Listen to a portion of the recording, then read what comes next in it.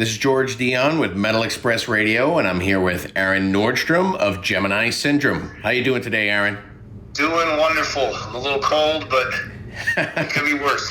Where are you on tour today? I am in Flint, Michigan currently. Oh, nice and cold in Flint. Yeah, it was 28 when we pulled into the parking lot of the hotel. We had a day off yesterday. We got there at like 5 in the morning, and I got up to smoke, and I looked at my Google weather, and it was 28 degrees. And I did the math on that. And I was thinking about how a month ago at my house in Las Vegas, it was about 117 degrees for like a month. That's like almost 100 degrees difference. I know, it's crazy, right? It's not okay. My hands aren't used to this shit anymore, man. I grew up in Chicago, but I've been gone for a long time, so I'm no longer an acclimated Midwest snow ninja. Exactly. You get too used to the luxuries in life. Jeez. If I knew absolutely nothing about Gemini Syndrome, how would you describe the band's music to me? Fucking awesome. That's a good summation, I think.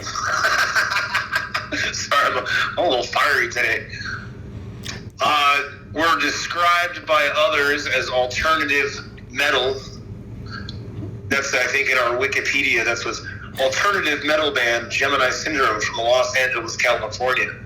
Well, do you think that applies, or would you think that you're something a little different than that? I think we're alt to what metal is, I think.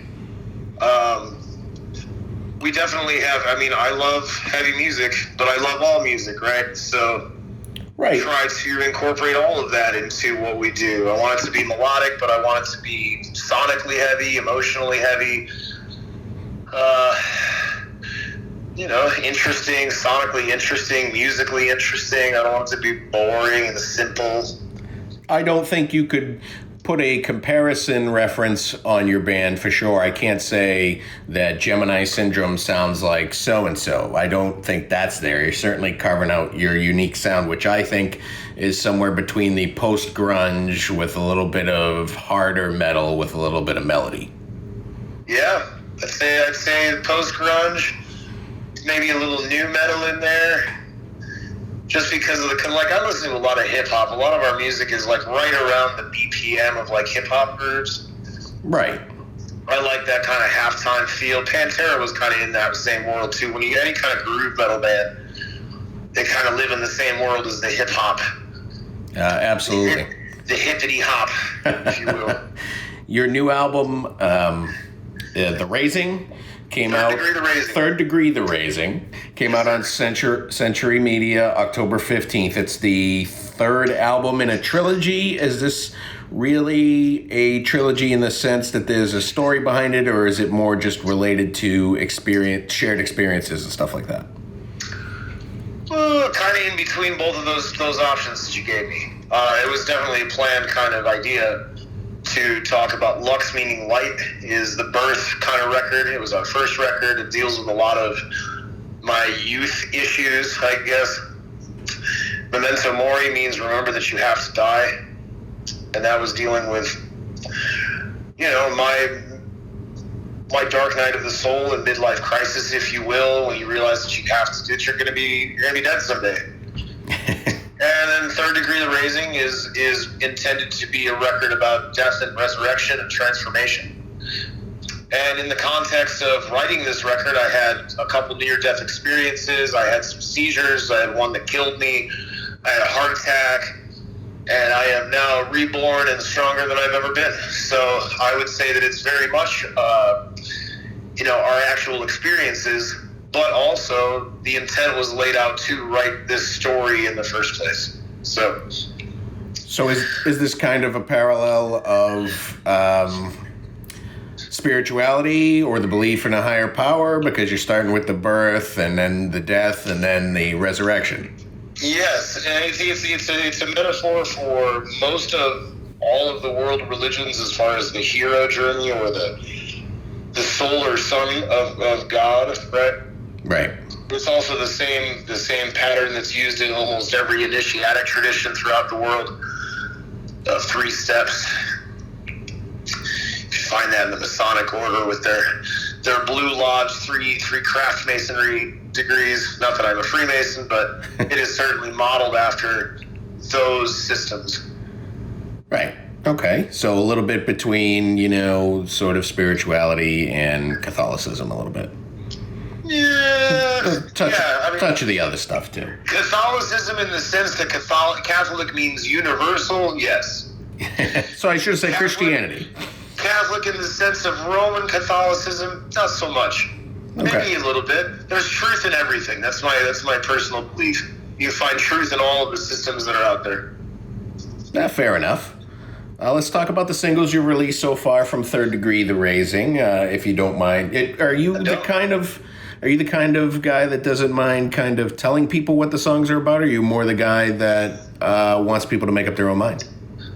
I definitely, at this point in my life, I want people to make up their own minds. So I'll give you some choices.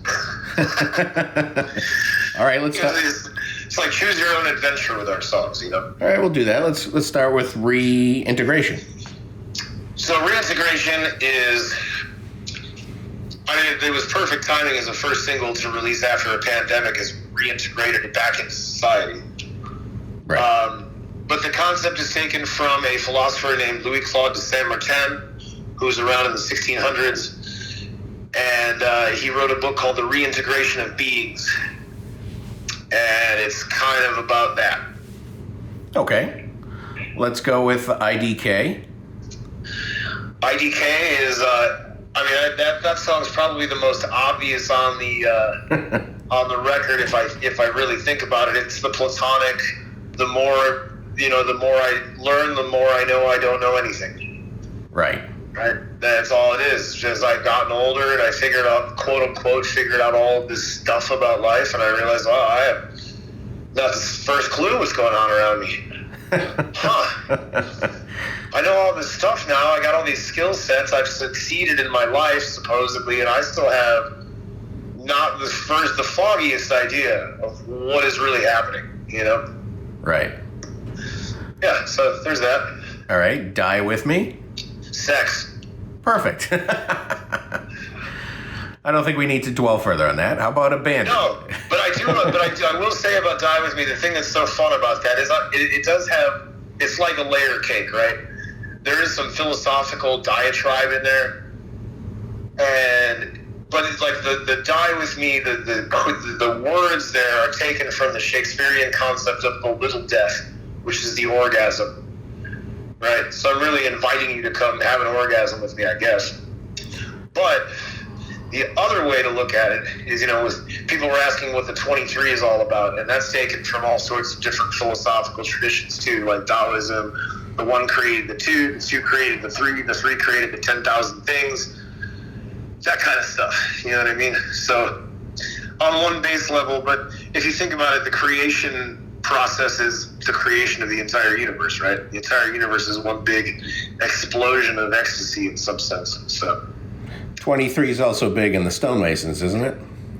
Say again? The number 23 is a big stonemason thing too, right? Yes. It was I was turned on to that by a guy named Robert Anton Wilson, who wrote a bunch of books, one being the Illuminatus trilogy that turned me on to the whole secret society world back 20-something years ago. Mm-hmm. Yes, sir. All right, we'll move on to Abandon. Abandon was written about my adoption. I was adopted before birth. I reached out to my birth family many, many years of my life. I was denied access to any knowledge of my biological history, any of my brothers. My birth mother, had made plans with me numerous times to meet me, and then would cancel last minute. I was a little kid, man. It fucked me up pretty hard. Wow. And I wrote a song about her. I made a promise to my Kung Fu teacher, Manuel Rodriguez, who I was living with when I stopped drinking and I had my first seizure. And I was doing a lot of psychological work at the time, trying to get my head straight. And he made me promise to write a song about that woman. So I did. Are your adoptive parents cool? My father passed away in 97. He was amazing. He's my namesake, Nordstrom. Yeah. My mother is still alive, and she is my saving grace in this world. Awesome. I'm talking to you because she's in the world somewhere. There you go. You know? How about the final single you have out right now, Absolution? Absolution is a wake-up call for us to get our shit together, man. Yeah, Stop treating each other like assholes. Absolutely. I really don't know where it went wrong. I have a theory that it's, everybody can put their opinion out now with the invention of the internet, and there's a lot more assholes around you than you ever realized before. Yep. So, it's like, if this is the end, we better make it a good one, It's like, we really have the choice to make this world what we want to make it. And, I don't know, collaboratively, we're doing a really good job of fucking it up. I also think on the flip side, all these things that we're exposed to today, we just didn't have access to them back when we were younger. Like, I grew up in the late 70s, early 80s, these things that we see today, unbelievable, can't believe these countries are fighting or these people are fighting, but I just have a feeling it was always there, we just didn't have access to it. I think that's a fucking super good point, man. I think it's a really, really good point because, we have access to information instantaneously. It's not always good, though. Right. It's not always good. Well, and the weird part about it, too, is that when you think about there's the amount of information that exists in the world, but then we only get filtered what we get filtered, right? So, like, my driver was telling me after one of the drives a couple days ago, he's like, I was listening to BBC, and he was listening and hearing about all these stories on the African continent about all these crazy wars that are going on over there that we don't even hear about. We don't even hear about it on the news over here. It doesn't make it through the filters, There's an entire planet of crazy shit going on there. Absolutely. We just don't even have the time or the capacity to even process all of it, And to a degree, we really shouldn't be exposed to all of it. It's not. We got more important, my favorite mantra as of the past, couple of years, I'd say, has been if you want to change the world, quietly go to work on yourself. There you go. And I think I've made more progress internally just living by that maxim than anything else I've ever come across, because as humans we want to change our environment, we want to become more comfortable, we want people to act right or whatever, but at the end of the day we can't make them do anything. The only thing you can do is control your reaction to your environment and traverse the path as best you can. Absolutely, couldn't agree more. Gemini Syndrome is currently out on tour. How long you guys been on the road so far? Been out about a week. This is show number 6, I believe. Any butterflies getting back out on stage after a long break? Or? No, man, it feels great. Yeah, back out here. Any crazy, red tape that you've come across in a post-lockdown world? No, not yet. We've been pretty lucky. That's good. Yeah, no hiccups. The Sinner Society, is this your fans, the name you've given your fans? That's true. That's it. Sin, meaning in the old Greek, means to come together, combine, or unite. So when we talk about sinning, we don't mean it in the old sense of missing the mark, but we mean it in a sense of creating a community where everybody can be safe to be themselves. And beyond that, you're a very fan-friendly band when it comes to your merchandise. You have a very diverse set of stuff. You have different formats that your material comes from. Is the band hands-on with this, or is this something that the label gets involved in? 100% hands-on. Awesome. Who doesn't want to have cool shit? I know. I mean, I'm an older guy like you. I like to feel and touch things, and see it. Who doesn't want to have cool shit in this world? That's what this world is. It's cool shit. Let's have some of it. You also have a podcast, The Liquid Conversations, with Sean Six. I do, which we have been has been challenging to say the least with a global pandemic. I know he's been fighting the good fight and continuing to do some interviews when he can, but it's been hard, man. I don't think we've done an interview together in like over a year. Trying to get that back, and that's been probably harder to get going than the actual band touring. Just getting the podcast to happen, but we'll get there. Third Degree, The Raising was pretty much recorded and done by pre-pandemic. So we were done by the end of 2019. And obviously you held off because you wanted to be out there to tour and play the album that way and introduce it that way, correct? Yeah, I mean, so we were scheduled to go to LA and do our photos with Dean Carr for all the album artwork, and our schedule was like March 16th, I think, or something, of 2020. We were supposed to go to LA, and that was the weekend that they locked everything down. And then it became the real waiting game. We were supposed to release the record that April. Yeah. And obviously that didn't happen. So a year and a half later, the album's out. So I would imagine you have been writing since the completion of this album. Yeah. I think the plan right now is to go and try to put the pieces down for an acoustic record. Yeah.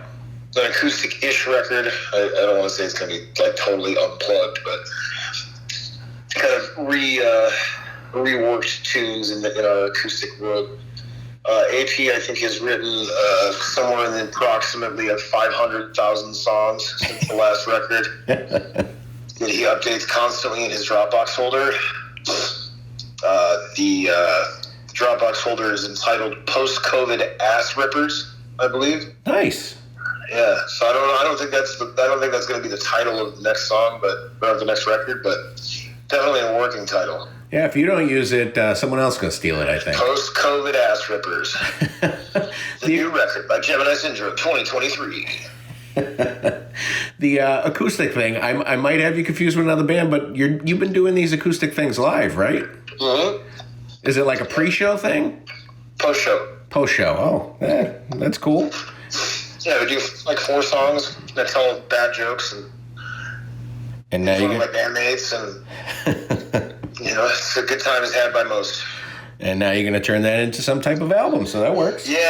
I've been doing a lot of demoing at home of the songs on acoustic. I try to do that before we go on tour, so I at least have an arrangement on piano or whatever. And as I've gotten a little better at recording, I've experimented a little more, and then Brian has built just a fabulous studio in his house. So I think we have all the tools to do it by ourselves this time over the winter months, over the holiday and shit, before we go back on tour next year. Excellent. Do you work on any other music projects? Because everybody, it seems, is part of 1 to 2 to 3 to 4 bands these days. I do. I have a band with Mikey Doling from Snot and Soulfly called Wyote that we've been working on for pretty much the past year during the pandemic lockdown. We wrote a record, and we're launching it really over in Belgium. Was kind of where we're focusing. I played 2 shows in August over there, and I'm going at the end of this tour for another week to play another 2 shows. We're doing Alcatraz Festival in Belgium next summer with them. So that's my other project. I do a lot of like electronic music on my own at home, but eventually I'd like to release, but it's not on a priority level right now. Well, hey, it's good to diversify, and then Europe embraces everything as far as music is concerned, and this year's Alcatraz Festival was unbelievable. Yeah. So we're looking to release some music by the end of the year. We're in talks with the label's legal department about what they need for an approval for that, because we're not doing any label or anything. This is all do it yourself. Right. Which is how we want it. We want to keep it slow. It's just, we're doing this for fun, right? I don't want any label pressure. I don't want anybody telling me what kind of songs to write. I don't want anybody expecting anything from me. We're just doing this because we love each other and we love playing music. And that's it. Excellent. Sounds like you got your hands full and you're enjoying doing what you do. The new album is Third Degree, The Raising. It was out on October 15th. I listened to the album for the last week or so. I'm really digging it. I think you got a good, solid album here, and I wish you the best of luck with it. I appreciate that. And that's all I got for you today. Thanks for speaking with Metal Express Radio. My pleasure, man. It was good talking to you.